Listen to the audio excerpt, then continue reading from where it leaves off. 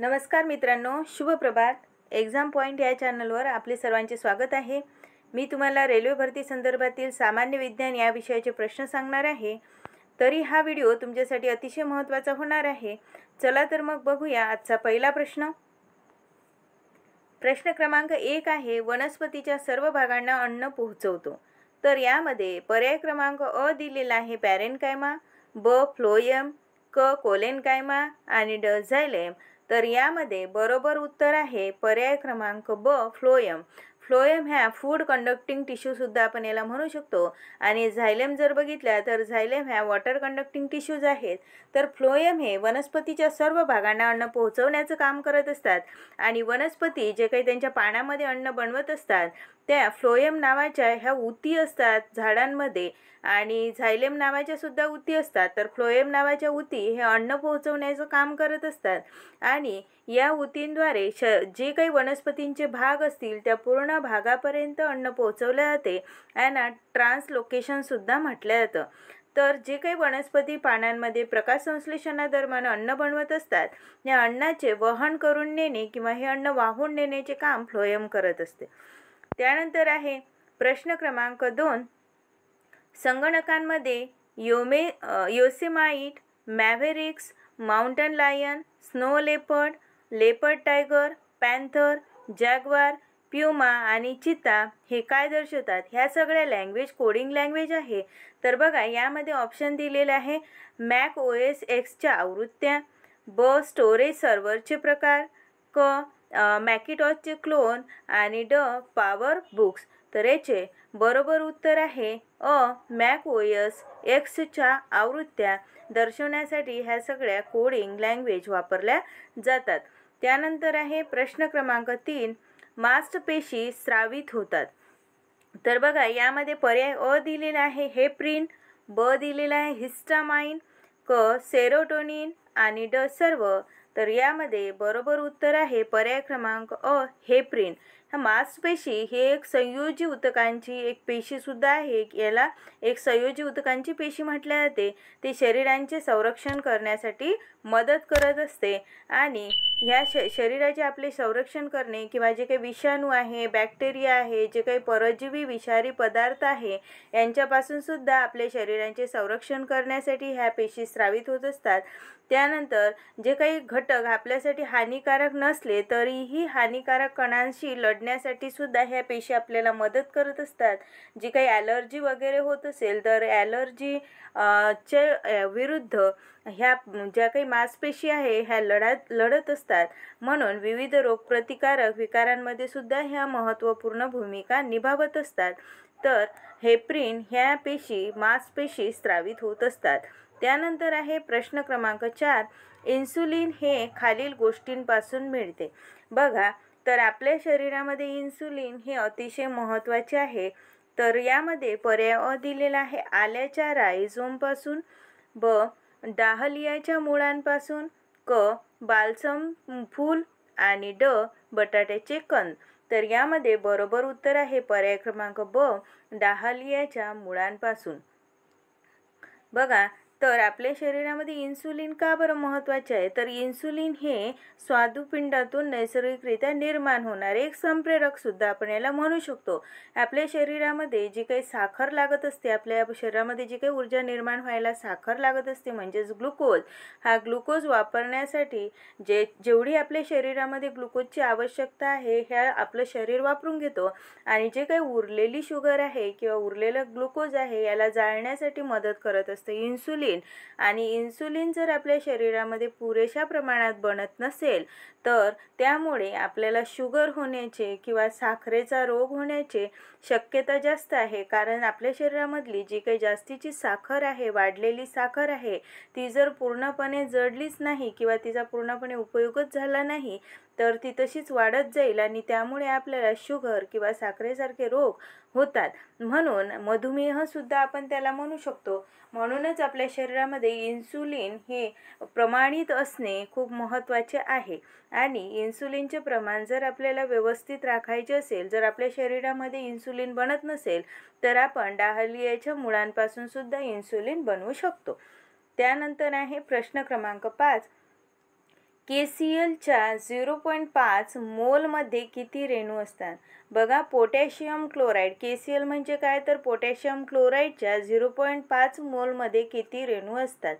तर यामध्ये पर्याय अ दिलेला आहे 3.01 गुणेला 1023, पर्याय ब दिलेला आहे 3.1 गुणेला 3.01 गुणेला 1022, पर्याय क दिलेला आहे 3.01 गुणेला 1024 आणि पर्याय ड दिलेला आहे 3.01 गुणेला 1021. तर यामध्ये बरोबर उत्तर आहे पर्याय क्रमांक अ 3.01 गुणेला 1023. म्हणजेच पोटॅशियम क्लोराईडच्या 0.5 मोलमध्ये 3.01 गुणेला 1023 इतके रेणू असतात. त्यानंतर आहे प्रश्न क्रमांक 6. सार्वत्रिक गुरुत्वाकर्षण स्थिरांक G चे SI एकक काय आहे? G काय आहे तर ग्रॅव्हिटेशनचे युनिट आहे. तर SI एकक काय असणार आहे? यामध्ये पर्याय अ दिलेला आहे नायट्रोजन किलोग्रॅम 2 बाय चौकोनी मीटर 2, ब दिलेला आहे नॅथन m2 kg-2 आणि क दिलेला आहे न बाय मी आणि ड दिलेला आहे न्यूटन किलो पर मीटर. ओके, तर यामध्ये पर्याय क्रमांक ब नॅथन m2 kg-2 हे बरोबर उत्तर आहे. तर सार्वत्रिक गुरुत्वाकर्षणाचा स्थिरांक G चे SI एकक जे आहे तर त्याचे बरोबर उत्तर पर्याय क्रमांक ब नॅथन m2 kg/2 असे आहे. त्यानंतर आहे प्रश्न क्रमांक 7. जेव्हा वस्तू रिकामी जागा वर ठेवली जाते तेव्हा अभिसरण लेन्समध्ये कोणतीही प्रतिमा तयार होत नाही. बघा, जेव्हा वस्तू रिकामी जागावर ठेवली जाते तर यामध्ये पर्याय अ दिलेला आहे केंद्रबिंदू, ब नाभीय लांबीच्या दुप्पट, क नाभीय लांबीच्या दुपटीपेक्षा जास्त आणि ड केंद्रबिंदूच्या आधी. तर बघा, यामध्ये जेव्हा वस्तू ही केंद्रबिंदूवर ठेवली जाते म्हणजेच पर्याय क्रमांक अ केंद्रबिंदू हे उत्तर बरोबर आहे, तेव्हा अभिसरण लेन्समध्ये कोणतीही प्रतिमा तयार होत नाही. म्हणजे वस्तू जर केंद्रबिंदूवर ठेवली तर कुठलीही प्रतिमा तिथे तयार होताना तुम्हाला दिसणार नाही. त्यानंतर आहे प्रश्न क्रमांक 8. एक कुली जमिनीपासून 1.5 मीटर उंचीवर 13 किलो वजनाचा भार उचलतो आणि तो त्याच्या डोक्यावर ठेवतो. त्याने केलेले काम शोधा. बघा, ग्राम बरोबर 10 मिलीसेकंड 2. तर एक कुली आहे आणि तो जमिनीपासून 1.5 मीटर उंचीवर 13 किलो वजनाचा भार उचलत आहे. तर तो त्याच्या डोक्यावर उचलून ठेवतो. तर तो दिवसभरात किती काम करेल? तर बघा, यामध्ये पर्याय क्रमांक अ दिलेला आहे 1950, ब आहे 100 नॉट, क दिलेला आहे 1501 आणि ड दिलेला आहे 140. तर यामध्ये बरोबर उत्तर आहे पर्याय क्रमांक अ 1950 ला दिसणार नाही. त्यानंतर आहे प्रश्न क्रमांक 8. एक कुली जमिनीपासून 1.5 मीटर उंचीवर 13 किलो वजनाचा भार उचलतो आणि तो त्याच्या डोक्यावर ठेवतो. त्याने केलेले काम शोधा. बघा, ग्राम बरोबर 10 मिलीसेकंड 2.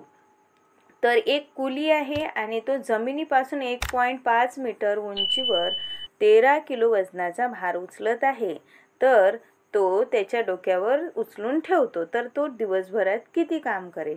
तर बघा, यामध्ये पर्याय क्रमांक अ दिलेला आहे 1950, ब आहे 100 नॉट, क दिलेला आहे 1501 आणि ड दिलेला आहे 140. तर यामध्ये बरोबर उत्तर आहे पर्याय क्रमांक अ 1950. त्यानंतर आहे प्रश्न क्रमांक 9. गुरुत्वाकर्षण स्थिरांक G चे मूल्य किती आहे? तर गुरुत्वाकर्षण स्थिरांक G चे मूल्य हे पर्याय क्रमांक अ दिलेला आहे 6.6734 गुणिला 10-11 चौरस मीटर पर किलो. त्यानंतर ब दिलेला आहे 6.678408 गुणिला 10-11 मीटर 3 पर किलोग्राम -1 s -2. त्यानंतर क दिलेला आहे 6.6734 गुणिला 10-11 न्यूटन मीटर 2 पर किलोग्राम -2. पर्याय क्रमांक ड दिलेला आहे 6.6734 गुणिला 10-11 न्यूटन मीटर 2 पर किलोग्राम 2. तर यामध्ये पर्याय क्रमांक ड हे बरोबर उत्तर आहे. 6.6734 गुणिला 10-11 न्यूटन मीटर 2 पर किलोग्राम 2 हा गुरुत्वाकर्षण स्थिरांक जी चे मूल्य आहे. यासाठी तुम्हाला ही व्हॅल्यू जी आहे ती लर्नच करावी लागेल. त्यानंतर आहे प्रश्न क्रमांक 10. दोन वस्तू एकाच वेगाने प्रक्षेपित केल्या जातात. जर एका वस्तूला क्षैतिज रेषेत 30 डिग्रीच्या कोनात आणि दुसऱ्या वस्तूला क्षैतिज रेषेच्या 60 डिग्रीच्या कोनात प्रक्षेपित केले असेल तर त्यांच्या कमाल उंचीचे गुणोत्तर किती असेल? तर बघा यामध्ये पर्याय दिलेला आहे 3:1, ब 1:3, क 1:2 आणि ड 2:1. तर याचे बरोबर उत्तर आहे पर्याय क्रमांक ब 1:3. तर जर 30 डिग्रीच्या कोनात आणि 60 डिग्रीच्या कोनात जर आपण दोन वस्तू जर प्रक्षेपित केल्या असतील तर त्यांचे प्रमाण हे 1:3 हे गुणोत्तर असणार आहे. त्यानंतर आहे प्रश्न क्रमांक 11. तापमान सेल्सिअस ते केल्विनमध्ये रूपांतरित करण्यासाठी तुम्हाला खालीलपैकी काय करावे लागेल? तापमान सेल्सिअस ते केल्विनमध्ये जर आपल्याला रूपांतरित करायचं असेल तर त्यासाठी काय करावे लागेल? तर यामध्ये पर्याय दिलेला आहे. दिलेल्या तापमानाला 273 ने गुणावे लागेल. त्यानंतर दिलेल्या तापमानात 273 हे जोडावे लागेल. त्यानंतर दिलेल्या तापमानाला 2 ने भागावे लागेल किंवा दिलेल्या तापमानातून 273 हे वजा करावे लागेल. तर बघा आपल्याला यामध्ये पर्याय क्रमांक ब हे बरोबर उत्तर आहे. दिलेल्या तापमानात 273 जोडावे लागेल. सेल्सिअस तापमानाचे जर आपण केल्विनमध्ये रूपांतरित करायचे असेल तर सेल्सिअस तापमानात आपल्याला 273.15 हे जोडावे लागते. पण इथे 15 हे युनिट काउंट केले जात नाही. तर या सूत्रामध्ये 273.15 ऐवजी 273चेच मूल्य वापरले जातात. तर याचा बरोबर फॉर्म्युला जर आपण बघितला तर केल्विन बरोबर सेल्सिअस अधिक 273.15 असा सुद्धा याचा बरोबर फॉर्म्युला येतो किंवा केल्विन बरोबर सेल्सिअस अधिक 273 हा सुद्धा आपण फॉर्म्युला इथे वापरू शकतो. त्यानंतर आहे प्रश्न क्रमांक 12. सलग फिल्टरमधील अंतर किती आहे? तर यामध्ये अ दिलेला आहे लॅम्बडा, पर्याय ब आहे λ/2, पर्याय क λ/4 आणि पर्याय ड λ/2. तर यामध्ये बरोबर उत्तर आहे ब, पर्याय क्रमांक ब λ/2 हे सलग फिल्टरमधील अंतर आहे. त्यानंतर प्रश्न क्रमांक 13. साध्या हार्मोनिक गती करणाऱ्या कणाचा प्रवेग सर्वाधिक असतो. तर साध्या हार्मोनिक गती, तर यामध्ये पर्याय दिलेला आहे दोन्ही टोकांवर वेगवेगळे असते, ब दोन्ही टोकांना, क मध्यबिंदूवर आणि ड यापैकी काहीही नाही. तर यामध्ये बरोबर उत्तर असे आहे की पर्याय क्रमांक ब दोन्ही टोकांना जे काही हार्मोनिक गती आहे हा प्रवेग सर्वाधिक असतो. म्हणजे दोन्हीही टोकांना, दोन्हीही साईडला कुठेही कमी नाही किंवा कुठेही जास्त नाही, तर दोन्हीही साईडला हा सर्वाधिकच हार्मोनिक गती याची असते. त्यानंतर आहे प्रश्न क्रमांक 14. जेव्हा एखादे जहाज नदीतून समुद्रात प्रवेश करते तेव्हा ते वर येते आणि तरंगते. बघा नदीचं पाणी हे गोड पाणी मानले जातं आणि समुद्राचं पाणी हे खारं पाणी आहे, कारण समुद्राच्या पाण्यामध्ये मिठाचे प्रमाण जास्त असतं. तर यामध्ये पर्याय अ दिलेला आहे समुद्राचे पाणी जास्त गरम असते, ब जहाज समुद्रात वेगाने प्रवास करतो, क नदीच्या पाण्याची घनता जास्त असते आणि ड समुद्राच्या पाण्याची घनता जास्त असते. तर बघा जे काही आपण समुद्रामध्ये पाणी जे आहे त्या समुद्रातील पाण्याची घनता ही नदीच्या पाण्यापेक्षा कधीही जास्त असते. म्हणून येथे बरोबर उत्तर आहे पर्याय क्रमांक ड, समुद्राच्या पाण्याची घनता जास्त असते. जेव्हा नदीतून समुद्रामध्ये जहाज जायला लागतं तेव्हा ते थोडं वर येतं किंवा जहाज वर ढकललं जातं, कारण नदीतून जेव्हा समुद्रात प्रवेश करताना जहाज म्हणजे कमी घनतेमधून जास्त घनतेमध्ये प्रवास करत असतो, म्हणून समुद्राच्या पाण्याची जर घनता जास्त असेल तर जहाज हे त्यावर तरंगायला लागतं किंवा वरच्या दिशेने येतं. म्हणूनच जेव्हा एखादे जहाज नदीतून समुद्रात प्रवेश करतात तर ते वर तरंगतो. त्यानंतर आहे प्रश्न क्रमांक 15. योग्य पर्यायासह रिकाम्या जागा भरा. तर बघा, रिकामी जागा निळ्या लिटमसला लाल बनवते आणि रिकामी जागा लिटमस निळा होतो. तर यामध्ये पर्याय अ आहे अल्कली, आम्ल आणि लाल, ब आम्ल, आम्लारी आणि हिरवा, क बेस, आम्ल, गुलाबी आणि ड आहे आम्ल, आम्लारी आणि लाल. तर यामध्ये पर्याय क्रमांक ड. प्रश्न क्रमांक 15. योग्य पर्यायांसह रिकाम्या जागा भरा. बघा, रिकामी जागा निळ्या लिटमसला लाल बनवते आणि रिकामी जागा लिटमस निळा होतो. तर यामध्ये पर्याय अ दिलेला आहे अल्कली, आम्ल, लाल आणि ब दिलेला आहे आम्ल, आम्लारी हिरवा, क बेस, आम्ल, गुलाबी आणि ड आम्ल, आम्लारी लाल. तर यामध्ये बरोबर उत्तर आहे ड आम्ल, आम्लारी आणि लाल. आम्ल आम्लारी निळ्या लिटमसला लाल बनवते आणि लाल लिटमस हा निळा होत असतो. तर त्यानंतर आहे प्रश्न क्रमांक 16. न्यूलँड्स मेंडेलिव्ह आणि मेयर नावाच्या शास्त्रज्ञांनी विकसित केले. तर यामध्ये पर्याय अ दिलेला आहे धातुशास्त्र, ब आवर्त सारणीतील आशय, क अणुरचना, ड घटकांचा शोध. तर यामध्ये बरोबर उत्तर आहे ब आवर्त सारणीतील आशय. हा न्यूलँड्स अँड मेंडेलिव्ह यांनी आणि मेयर या नावाच्या शास्त्रज्ञांनी आवर्त सारणीतील आशय हे विकसित केला आहे. त्यानंतर आहे प्रश्न क्रमांक 17. CHRO चे रासायनिक सूत्र काय आहे? तर CHRO चे रासायनिक सूत्र यामध्ये पर्याय अ आहे ग्लुकोज, ब गॅलेक्टोज, क दुग्ध शर्करा आणि ड फ्रुक्टोज. तर याचे बरोबर उत्तर आहे दुग्ध शर्करा. म्हणजे CHRO चे रासायनिक सूत्र हे दुग्ध शर्करा आहे किंवा दुग्ध शर्कराचे रासायनिक सूत्र हे CHRO आहे. त्यानंतर आहे प्रश्न क्रमांक 18. अल्कोहोलमध्ये काय असते?